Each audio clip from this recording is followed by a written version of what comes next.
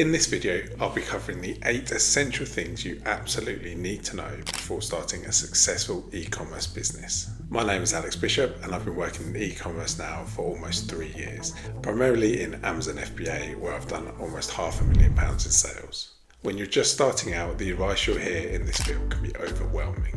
Which route do you choose? Amazon FBA, FBM, private label, dropshipping? There are so many options. Today I'll be drawing on my own experiences, sharing the insights and tips that have helped me reach this point, and hopefully give you a clearer path to set you off in the right direction. These are the steps I wish I'd known when I was starting out, but then give you a clearer direction, a stronger launch, and a clearer path to success. You'll be able to create a business with real potential, and over time you can grow with that final goal of financial freedom. Let's get started. Number 1, the opportunity in e-commerce and the online money space.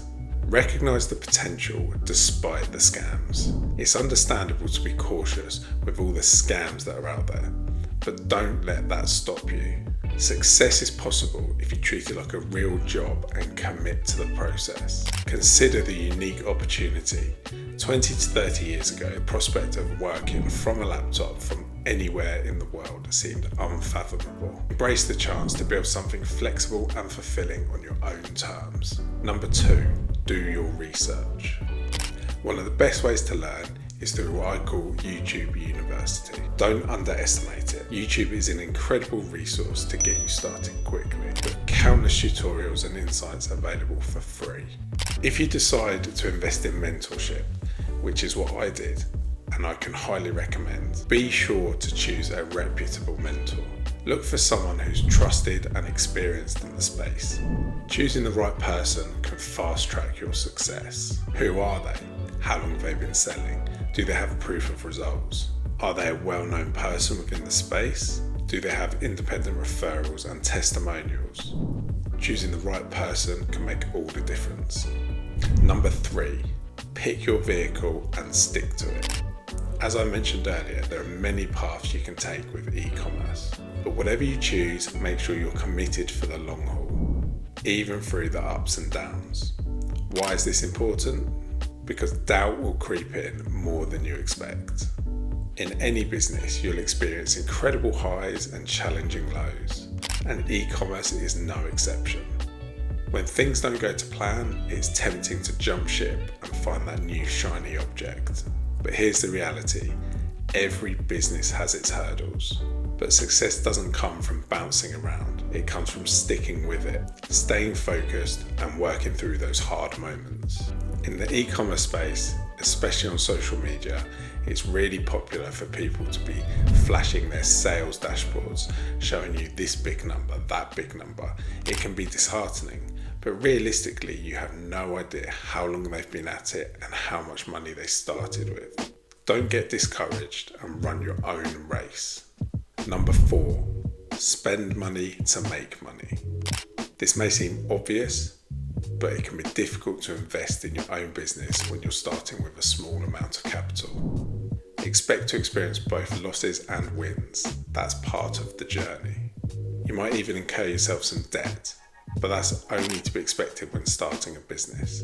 If you're too comfortable, you might not take enough risk to drive the growth that's necessary. Most businesses make a loss in the first year, break even in the second, and then finally turn a profit in the third. In e-commerce, you can turn a profit within months, if not weeks, but only with the right investment. Number 5, the right tools. Keep in mind, investing in the right tools can really improve your workflow and productivity.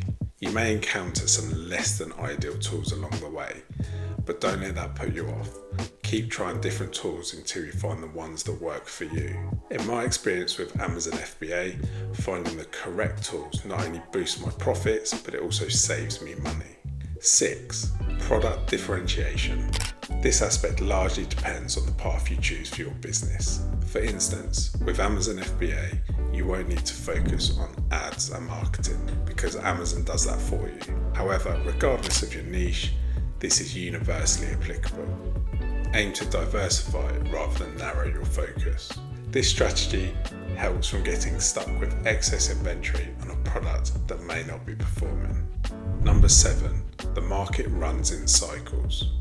Regardless of the niche, market dynamics shift and it's important to adapt. In just 3 years, I've witnessed many occasions where strategies that were working for huge 7-figure sellers now no longer work. The successful ones are able to adapt, others will fall by the wayside.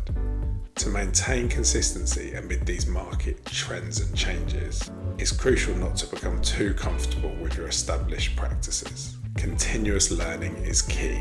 Number 8, double down on what works.